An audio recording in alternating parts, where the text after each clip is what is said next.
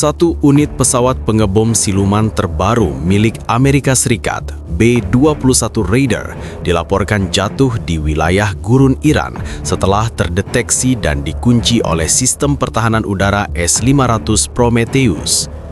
Insiden ini terjadi saat pesawat tersebut disebut sedang melakukan uji coba infiltrasi mendekati wilayah udara Teheran. Satu rudal jarak jauh diluncurkan setelah sistem radar mengonfirmasi target dan menghantam bagian sayap pesawat hingga kehilangan kendali sebelum akhirnya jatuh di area terpencil. Informasi awal menyebutkan bahwa sistem S-500 yang digunakan dalam insiden tersebut mengaktifkan mode deteksi radar frekuensi tinggi yang diklaim mampu membaca jejak objek berteknologi siluman. Sumber militer yang memantau kawasan tersebut menyatakan bahwa jejak termal dan anomali gelombang elektromagnetik berhasil diidentifikasi meskipun pesawat tersebut dirancang untuk meminimalkan pantulan radar. Dalam hitungan menit setelah penguncian target, rudal diluncurkan dan mengenai bagian struktural sayap kiri pesawat.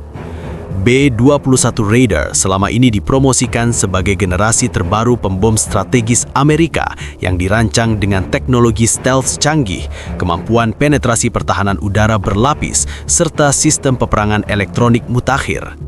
Pesawat ini dikembangkan untuk mampu menembus zona anti-akses atau Area Denial atau A2AD yang dijaga ketat oleh sistem pertahanan modern seperti S-400 dan S-500. Namun, insiden ini menimbulkan pertanyaan serius mengenai efektivitas teknologi siluman tersebut ketika berhadapan langsung dengan sistem pertahanan generasi terbaru Rusia. Menurut laporan pemantauan regional, pergerakan pesawat terdeteksi saat memasuki radius ratusan kilometer dari Teheran. Sistem Komando Pertahanan Udara langsung mengaktifkan protokol siaga tinggi. S-500 yang ditempatkan dalam status operasional penuh kemudian melakukan pelacakan multispektrum, termasuk integrasi radar darat dan sensor tambahan. Setelah konfirmasi lintasan dan identifikasi target sebagai objek udara berprofil rendah dengan karakteristik non-komersial, keputusan peluncuran rudal diambil. Rudal yang digunakan dilaporkan merupakan varian jarak jauh dengan kemampuan hypersonik dan sistem pemandu aktif. Setelah peluncuran, lintasan rudal terkunci pada target hingga terjadi benturan langsung pada bagian sayap. Kerusakan struktural menyebabkan hilangnya daya angkat pada salah satu sisi pesawat. Dalam beberapa menit, pesawat kehilangan stabilitas dan jatuh di kawasan gurun yang jauh dari permukiman padat. Hingga saat ini belum ada pernyataan resmi dari Washington terkait detail misi maupun status awak pesawat. Sementara itu, otoritas pertahanan yang mengoperasikan S-500 menyatakan bahwa sistem mereka berhasil membuktikan kemampuan deteksi terhadap target berteknologi siluman generasi terbaru. Mereka menegaskan bahwa keberhasilan tersebut menunjukkan kesiapan sistem pertahanan dalam menghadapi ancaman strategis. Sistem pertahanan udara S-500 Prometheus mulai mencatat anomali di ruang udara barat laut Iran beberapa jam sebelum insiden penembakan terjadi. Data awal menunjukkan adanya gangguan spektrum frekuensi tinggi yang tidak sesuai dengan pola lalu lintas udara sipil maupun militer regional yang terjadwal. Operator radar kemudian meningkatkan sensitivitas pemindaian dan mengaktifkan mode pelacakan berlapis untuk memastikan apakah anomali tersebut merupakan gangguan teknis atau objek fisik berteknologi rendah pantulan. Target yang kemudian diyakini sebagai B-21 Raider tidak muncul sebagai citra radar konvensional yang solid. Sebaliknya, sistem mendeteksi fluktuasi kecil pada panjang gelombang tertentu yang mengindikasikan keberadaan objek dengan desain stealth.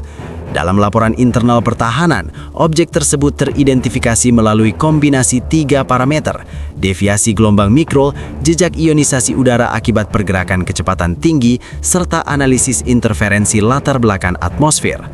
Begitu sistem mengonfirmasi bahwa objek tersebut bergerak konsisten menuju koridor udara sensitif yang mengarah ke Tehran, Pusat Komando Pertahanan Udara menaikkan status siaga menjadi tingkat tertinggi. Prosedur standar mengharuskan identifikasi berulang untuk menghindari kesalahan tembak. Oleh karena itu, data dari radar utama diverifikasi silang dengan unit sensor jarak jauh dan sistem pengintaian tambahan yang terintegrasi dalam jaringan pertahanan berlapis. Dalam fase kedua pelacakan, lintasan objek menunjukkan pola penerbangan taktis. Ketinggian dan kecepatannya berubah secara terkontrol, indikasi manuver penghindaran deteksi. Namun perubahan tersebut justru memperkuat keyakinan operator bahwa target adalah pesawat militer canggih, bukan gangguan atmosfer atau wahana tak berawak kecil.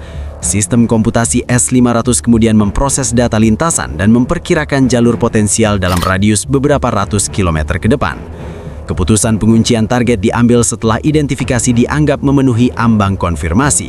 Mode tracking aktif diaktifkan, yang berarti sistem tidak lagi sekedar memantau, tetapi juga menyiapkan solusi tembak. Dalam tahap ini, radar pengendali tembakan memfokuskan energi pemindaian secara lebih presisi untuk menjaga kestabilan kunci sasaran, meskipun target memiliki profil pantulan sangat rendah.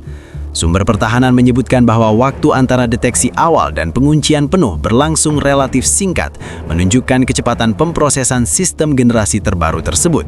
Begitu solusi tembak dihitung, komando peluncuran diberikan. Satu rudal jarak jauh dilepaskan dari peluncur darat dengan lintasan awal vertikal sebelum berbelok mengikuti koordinat target. Selama fase pemanduan, rudal menerima pembaharuan data secara berkala dari radar darat.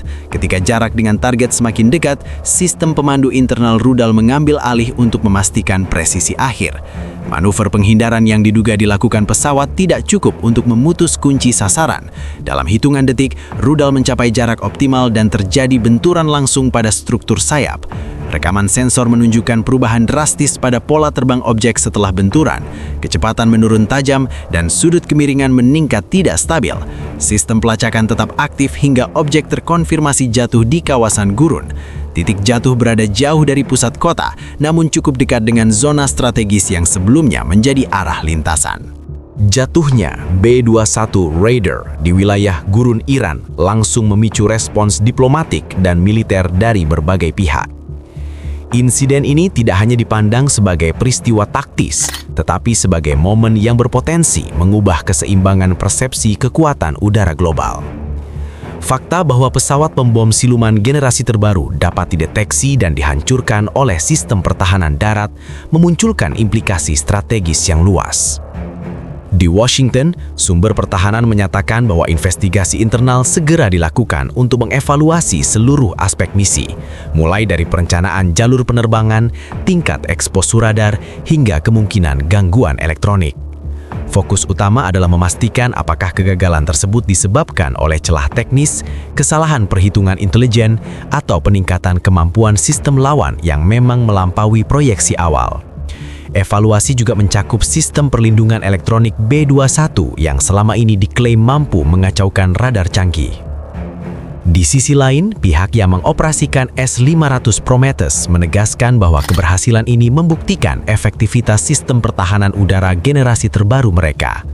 Pernyataan resmi menyebutkan bahwa teknologi deteksi multispektrum dan algoritma pemrosesan sinyal memungkinkan identifikasi target berprofil rendah yang sebelumnya sulit dijangkau radar konvensional.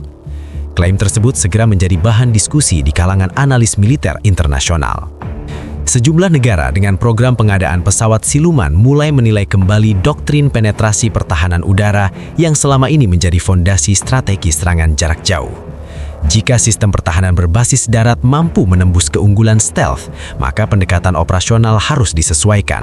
Ini mencakup peningkatan dukungan peperangan elektronik, koordinasi dengan aset cyber, hingga penggunaan taktik umpan untuk memecah fokus radar musuh.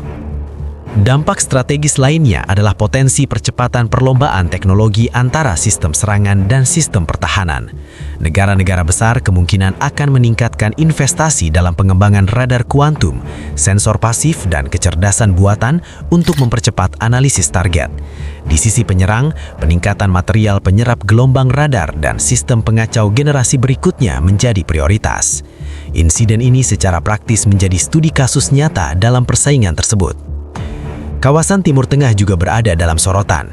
Keberadaan sistem pertahanan canggih di wilayah tersebut menunjukkan tingkat integrasi militer yang lebih tinggi dibandingkan sebelumnya. Pengamat keamanan regional menilai bahwa ini dapat memperumit setiap skenario operasi udara di masa mendatang.